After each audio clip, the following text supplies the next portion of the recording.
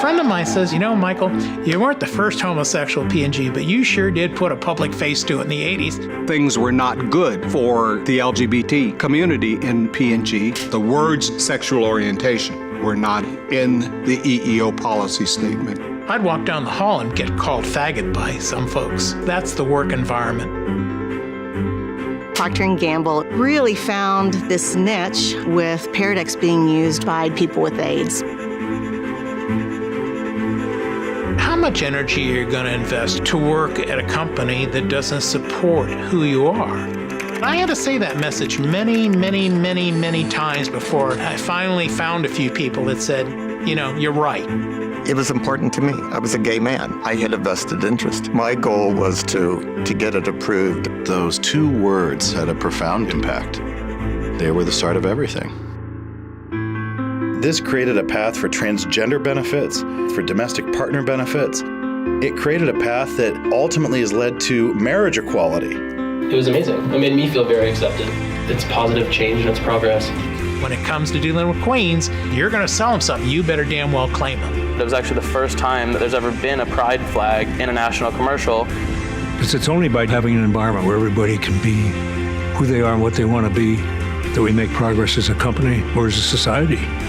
Taking a stand matters. Words matter. It's important to understand the struggle because the truth is we're always in the struggle.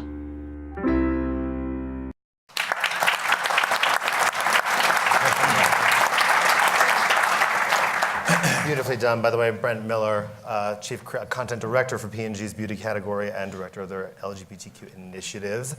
Since you shared first, why don't you tell us a bit about, I think I'm safe saying it's uncommon for a corporation to sort of go back through its blemishes throughout history voluntarily and package content that says, by the way, we did this. It was awesome. Well, two things. So why and why now? Two things were happening. The first of all, it was the 25th anniversary of us putting protections for the LGBT community into our diversity statement. Somebody came up to me and talked to me and they said, let's do something big about it. I'm like, I can't think of anything more boring. And it was one of those people that come to you that want to do something about everything that you're like, oh, geez, again. And I was so dismissive, I felt really guilty. And so I started researching what happened, because we didn't know what happened. And that's how the story was uncovered. But at the same time, we were approaching the Olympics in South Korea. And P&G was doing this big program about love over bias, where a lot of our brands were talking about creating conversation about making a world where people less fortunate or from different circumstances could succeed. And I was like, why as a company do we have the right to have that conversation? Like, why can we stand up on our soapbox today and say, you should believe this? Well, the fact of the matter is, as we're discovering the stories, we struggled the exact same way. And as those things were converging, we say, we have to tell it. And so when we discovered this, and through a large amount of research, finally went to our chief marketing officer, Mark Pritchard, was like, we have this, and I'm not sure what to do with it, because we've never done a 20-minute film about our past, let alone something where we are saying, we discriminate against our own employees, so let's make a film and tell everybody about it, right? And so that's how we came to the Turner Great Big Story CNN team and said, well, help us tell it. Because one very important reason, they had the credibility as a news organization and their reporting style to tell it with an air of authority. But second, we hadn't worked with them in this context, and they never would have looked at us as a client and said, oh, we can't go this way because they may not like it. And so from there, the team sitting next to me and others in the room created a brilliant piece of honest content that really resonated. Yeah, it's also great to be proactive about that kind of stuff, right? Well, it is, because so many people, I mean, are not willing to go and say, like, we screwed up. Yeah. And frankly, we screwed up. And when you tell that, like, these conversations that we see happen about brands today, we didn't get any negative feedback back because you said, yeah, mea culpa, right? As opposed to you, Alison Gollust, CMO of CNN Worldwide, you guys had to sort of formulate a campaign that combated accusations of fake news sent from like a White House commode.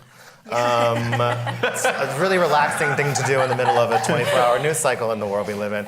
But what's so interesting about that to me is that not only do you have to, the onus was on you to create something that said, we're not lying, but in fact, objective fact is what you're supposed to have been trusting for since the fourth estate was installed. So how did you, actually, should we watch real quick Facts do you First? Want to watch the Facts First campaign?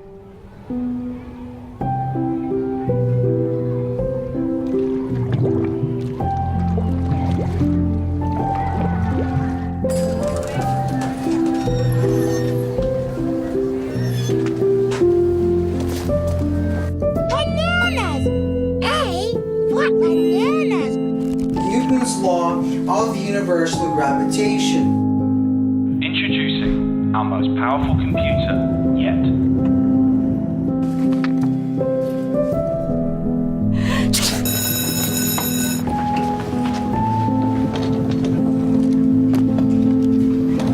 Oh, they do look delicious. But wait till you taste one. Go on, have a bite.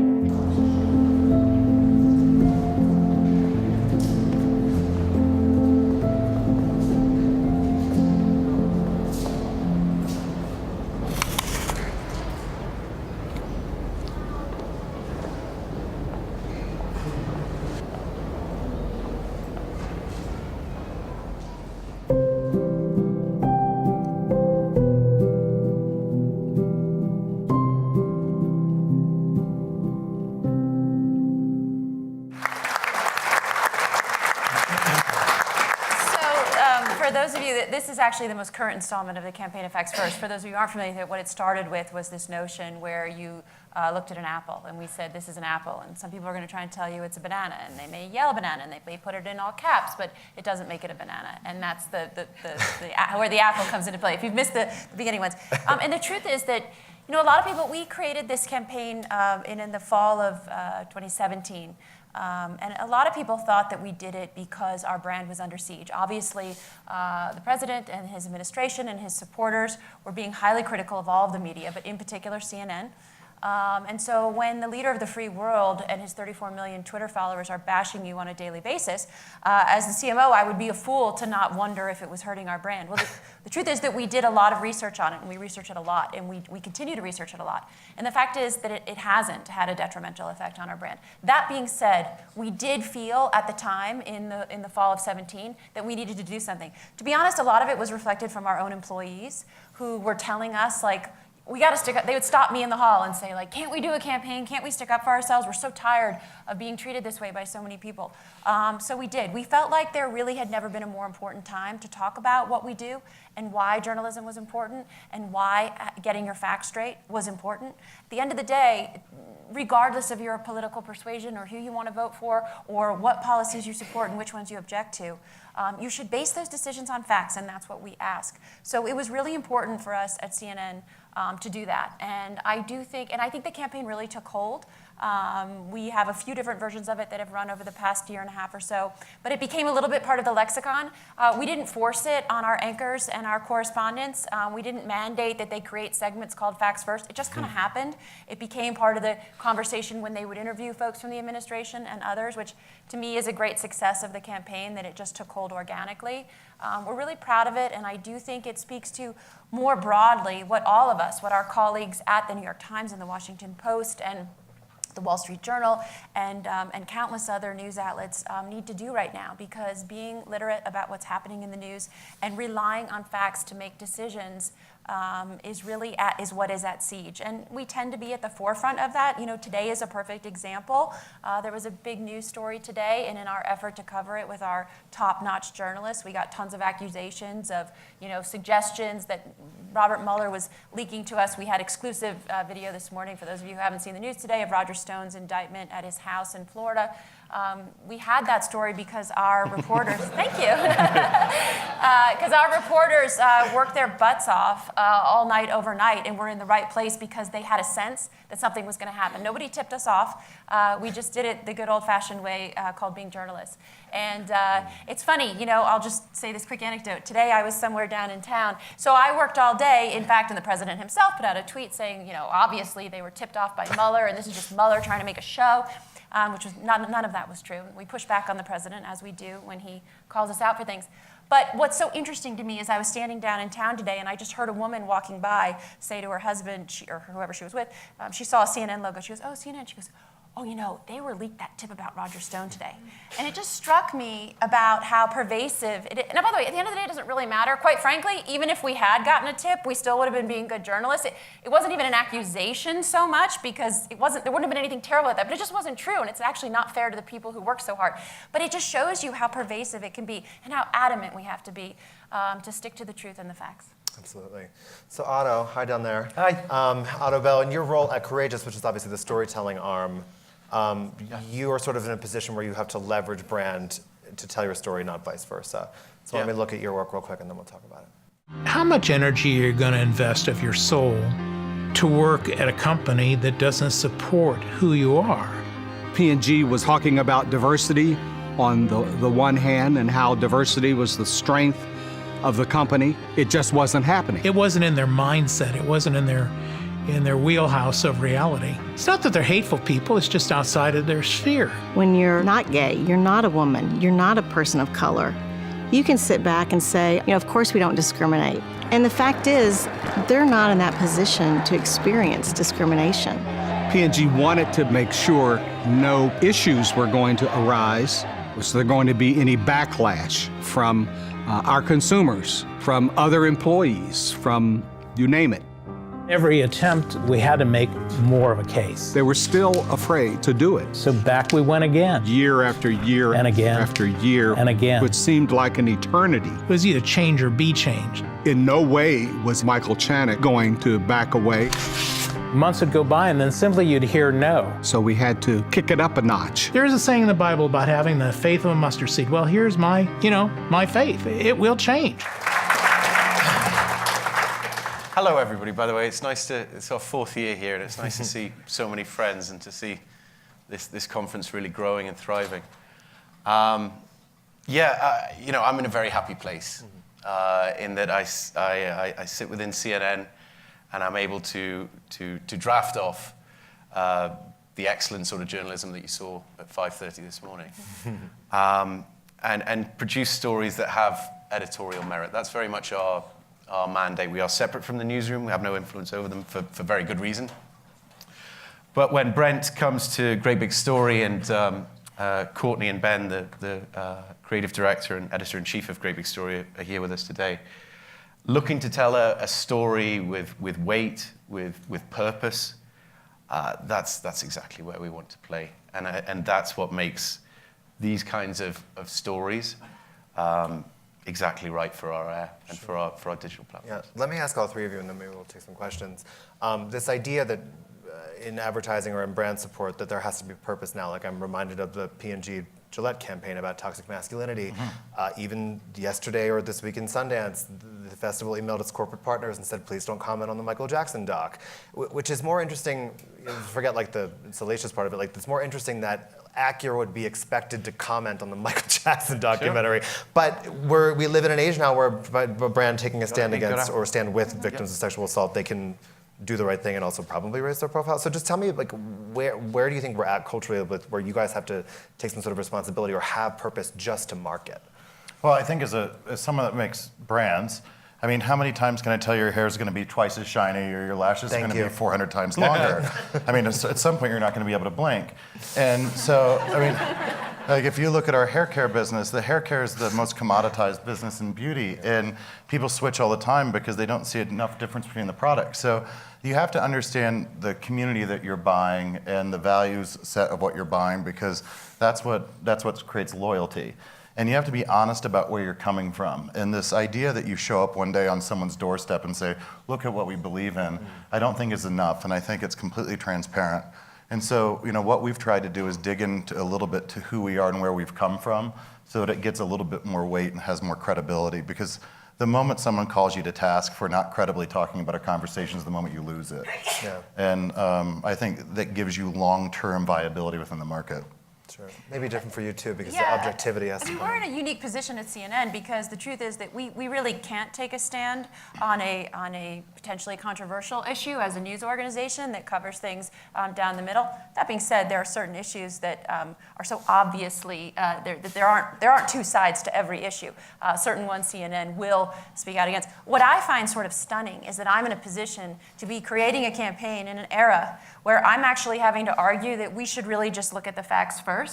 That seems like a sort of undebatable topic, but we do live in a world where facts seem to be negotiable a lot of the time, and that's a little bit scary, and all the more important that we do what we do every day. I think it's a perfect time for us to stand up for that, and across the media, quite frankly. But we are in a slightly unique position that CNN in general does not take a position on issues. That being said, our company culture is very cognizant of where we need to be on things. Yeah. Don Lemon, Kevin Hart, go ahead. And you know, courageous, I think we're in the business of helping brands wade into these sensitive territories and do it in a sensible, appropriate, and rigorous, thorough way. And you know, a lot of my guys I have poached from newsrooms, you know, and I'm an odd one out in that I have a background in advertising, but they're my bullshit filters as well. And for those of you in the room who've worked with us, you know the rigor that we apply to the work that we do. And you know, Alison makes a very good point. You've got to find those almost unarguable territories, because there is a lot of nervousness. There's a lot of hand-wringing amongst brands about how they enter into these conversations and how they do it sensibly without being unnecessarily divisive. And you know, I think about it, actually, standards and practices. Our friend Rick, who I'm subject to the same standards and practices as the rest of the network, and it's reviewed by the same group of people. And he told me something that I remember. He said, you know, think about tobacco. You know, it's fine for us to support the Truth Campaign because who's really on the other side of that argument? You know, like who's well, there's probably some people out there who are pushing cigarettes, but I mean, screw them. So you know, sweating a creative concept, a territory until that magical line pops out of it, until you can find the right way to tread into that subject matter. That's something that I think my guys really pride themselves on. Yeah. Does anyone have a question? Please. Anybody? Can you talk a little bit about the distribution of the 20-minute film that you made? Yeah. Sure. So we distributed through Great Big Story, and one of the things that was super important to us is that we got our targeting right, because we weren't in the position to change minds on this one. We were looking to cultivate people to help them understand our point of view that were kind of on the side of the fence, right? So we originally did a 2-minute trailer that helped, the Great Big Story actually then figured out what demographic's gonna watch this. Yeah. And that's how we pushed out media through. It went out through all digital, yeah, but all digital platforms. Yeah. But tell them the OTT number. Yeah, but then I think what was super interesting is when we put it onto OTT, we saw about a 99.3% completion rate. On a 20-minute film. Which I thought, because P&G's never done a 20-minute film or branded content before, so we didn't have an idea how to perform, but to see people watching the entire thing, they're like, all right, this is a new format that we need to look at a bit differently, because it becomes very clear. It doesn't matter if it's branded or not. If it's good, people watch it.